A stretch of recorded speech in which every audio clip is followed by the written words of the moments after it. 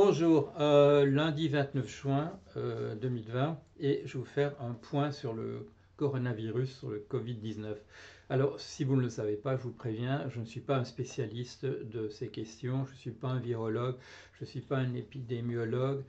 Ce que je comprends, c'est parce que bon, j'ai une certaine familiarité avec les articles scientifiques. Quand on me montre une analyse statistique, j'ai appris les statistiques dans d'autres domaines. Bon, j'ai appris à utiliser les statistiques en anthropologie au départ, aussi bien sur des matériaux, voilà, sur des données, sur des plages africaines, avec des pêcheurs bretons, des données que j'avais récoltées moi-même. J'avais appris sur le banc des écoles sérieusement ce que c'est les statistiques. Bon, j'avais des cours de bon niveau, des cours où il fallait, voilà, à l'examen, il fallait démontrer oralement des théorèmes de statistiques. Bon, donc ça montre qu'on a quand même une certaine maîtrise sur le comportement de la chose, qu'on comprend quels sont les mécanismes derrière.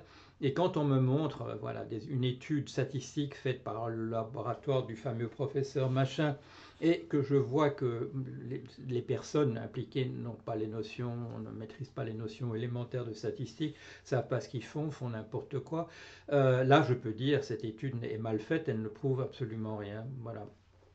Mais ça, c'est parce que voilà, ce sont des méthodes générales de type scientifique et qui s'appliquent en virologie ou en épidémiologie de la même manière. Pour le reste, je n'ai pas de savoir approfondi là-dessus. Alors on me dit oui, mais vous prétendez parler de choses extrêmement différentes quand même par ailleurs, comme la psychanalyse, la finance ou l'anthropologie. Oui, mais ce sont toutes des choses que j'ai apprises au cours de dizaines d'années, même si elles sont extrêmement distinctes.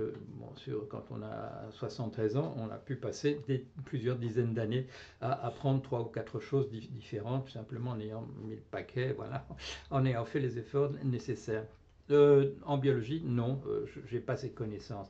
Mais je peux lire des articles, je peux même des articles scientifiques et comprendre comment ça marche, mais je ne vais pas m'aventurer voilà, sur des explications sur des choses que je ne connais pas. Bien entendu, comme vous et moi, depuis le début de la pandémie, on a pu lire des choses et on a pu se renseigner et on a pu comprendre des choses qu'on ne savait pas au départ. J'en sais plus sur le fonctionnement du système voilà, immunitaire aujourd'hui que je n'en savais au mois de janvier. Bon, ça c'est d'avoir lu quand même, bon, je ne sais pas, quelques dizaines d'articles sur ces sujets-là où on vous explique comment ça marche ou même les choses qu'on découvre en ce moment même en cours de route. Alors le problème, c'est pas ce qu'on peut comprendre, ce qu'on peut voir. Le problème, ce sont les gens qui rendent la pandémie plus probable, qui sont des négationnistes, les gens ce sont les mêmes personnes qui vous disaient il y a quelques mois qu'il n'y aurait jamais plus de morts, il n'y aura jamais plus de... Je suis distrait par les mouettes. Il n'y aurait jamais plus de morts du coronavirus qu'il n'y en a eu, qu'il y en a de gens qui tombent de leur trottinette. Ce sont les mêmes personnes qui vous venaient avec des remèdes miracles, bon, qui n'ont absolument rien donné. C'était des pétards mouillés. Et maintenant, vient de ce même cercle voilà, la déclaration qu'il n'y aura il y aura pas de seconde vague dans des pays comme les nôtres. Le fait est que là, voilà, en France, en Belgique, en Suisse, en Allemagne, en Italie, en Espagne, la crise est maîtrisée pour le moment. Est-ce que ça prouve qu'il n'y aura pas de retour? Absolument pas, absolument pas. Les frontières sont plus ou moins fermées, mais on va les rouvrir. Les gens, si vous êtes comme moi, vous voyez que les gens ne mettent plus leur masque. Les gens font comme avant, c'est-à-dire que les conditions sont réunies pour que cette pandémie se répande à nouveau. Et nous avons, et c'est ça évidemment qui motive ce que je vais dire, d'une part nous avons des pays, et ça nous le savions, des pays qui ont de vastes surfaces, où la densité des populations est relativement mince, où les villes sont petites, où les contacts ne sont pas énormes. Je pense par exemple aux plaines centrales des États-Unis. Je pense à la Russie, qui est un pays voilà, qui fait des milliers de kilomètres de largeur, si vous voulez. et où il y a beaucoup de zones qui vivent en relative autarcie. Dans ces endroits-là, il est évident que la crise ne viendrait que plus lentement que par rapport à des pays où il y a, je ne sais pas, où dans une grande ville, il y a 2 aéroports et où les gens, pendant très longtemps, ont pu descendre et monter dans des avions et venant de pays extrêmement lointains, sans que ça ne pose de problème, en tout cas aux autorités qui ne voulaient pas maîtriser ça dès le départ. Donc chez nous, on a compris plus ou moins comment ça marchait. On a pris des mesures de confinement, de distanciation sociale, comme on dit, et maintenant, ça a disparu. Donc les conditions sont réunies pour qu'une deuxième vague ait lieu chez nous. Et quand on regarde les autres pays, eh bien, dans certains pays, la progression ne fait que débuter. Et quand des mesures drastiques comme chez nous ne sont pas prises, comme au Brésil, au Mexique, on est en plein marasme en ce moment. En Inde, bon, les chiffres montent de jour en jour. Et les États-Unis nous offrent le spectacle de la plus grande catastrophe, c'est-à-dire quand il n'y a pas de politique, ou une politique incohérente, ou quand les États, les 50 États de la nation, ont des politiques absolument discordantes. Et comme on le voit aussi quand il y a une sorte de guerre interne, comme c'est le cas au Texas, où les gens je dirais, les gens de gauche prennent des mesures de confinement que les gens de droite détricotent, etc., où on lance un processus de déconfinement alors que la crise ne fait que se développer davantage. C'est le cas du Texas, c'est le cas de la Floride, c'est le cas de la Géorgie, c'est le cas de l'Arizona. Et on le voit aux États-Unis. C'est lié essentiellement au fait que le président vous dit, si vous croyez à cette pandémie, c'est un signe de défiance envers moi.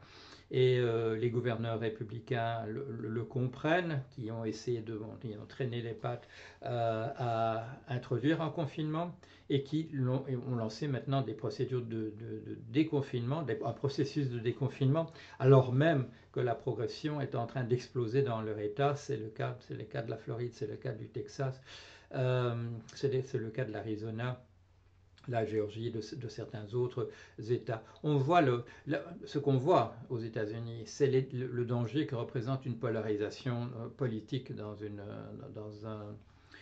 un pays, et en particulier quand un des camps s'est identifié à nier, dans le déni, dans un négationnisme vis-à-vis de la pandémie, de dire que ça n'existe pas, ou bien que ça a disparu déjà une fois pour toutes. Bien entendu que non.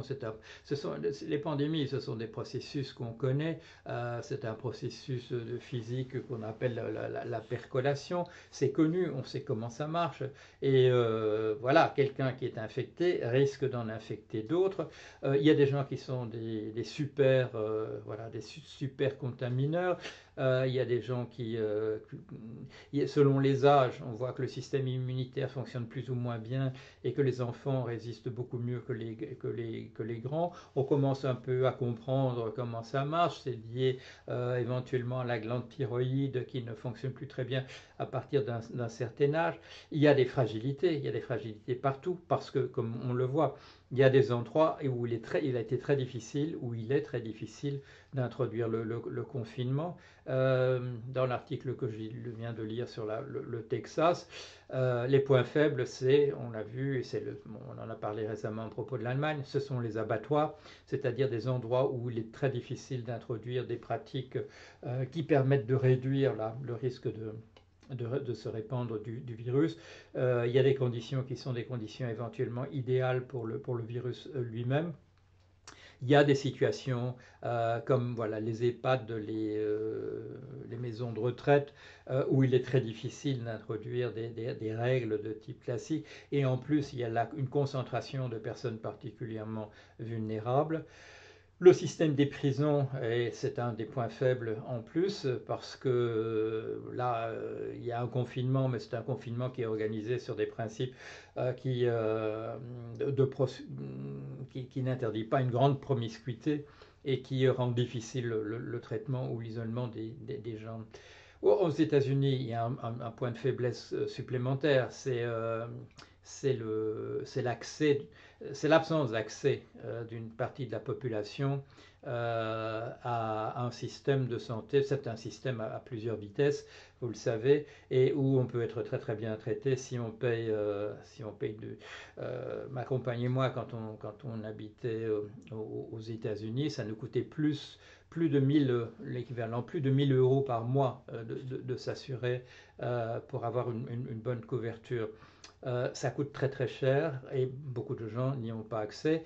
En plus, avec des politiques comme celle de Trump qui organise une chasse organisée euh, vis-à-vis des gens qui sont en situation illégale du point de vue de l'immigration, ces gens se cachent, hésitent à venir à l'hôpital et quand ils viennent à l'hôpital, quand ils finissent par se rendre à l'hôpital, c'est parce qu'ils sont dans une situation désespérée. Ça rend les choses extrêmement difficiles.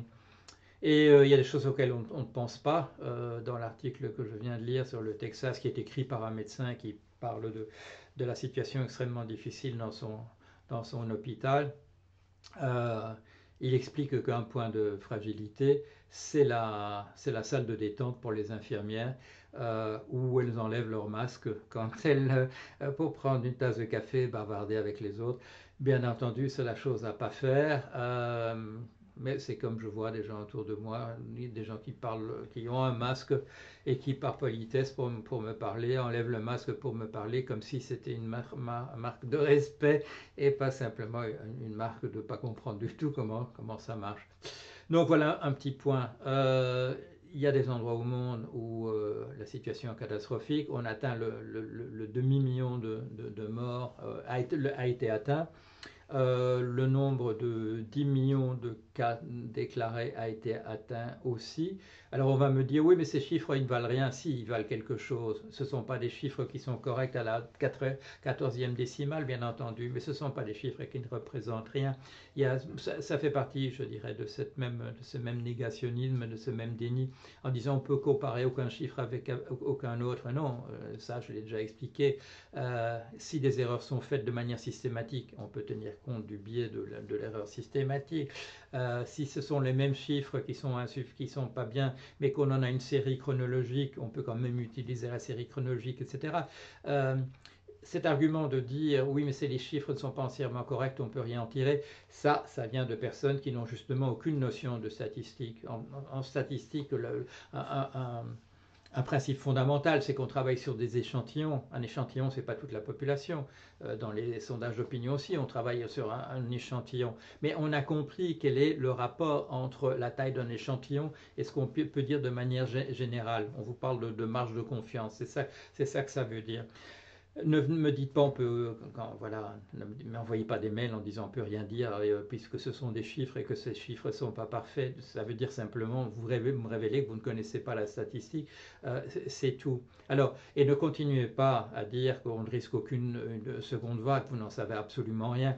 Si on n'a pas une seconde vague, ce sera un miracle et ce ne sera pas un miracle d'origine divine. C'est parce qu'on sera arrivé à maîtriser d'une manière ou d'une autre le processus.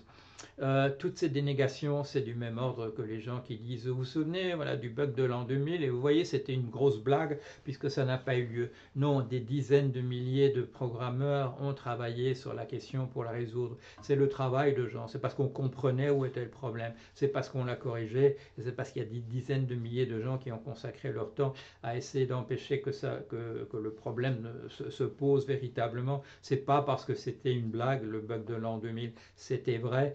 On a travaillé dessus, nous sommes des êtres humains, nous avions compris le problème et nous l'avons résolu. Essayons de faire la même chose et s'il vous plaît, ne m'encombrez pas avec ces messages négationnistes qui montrent simplement soit que vous ne comprenez pas le problème, soit que vous êtes attaché à une opinion particulière qui, je suis désolé, mais qui se classe à l'extrême droite sur l'échiquier et qui est simplement une politique de votre part, une politique voilà, d'enfumage dont l'objectif est purement politique. Voilà, allez, merci.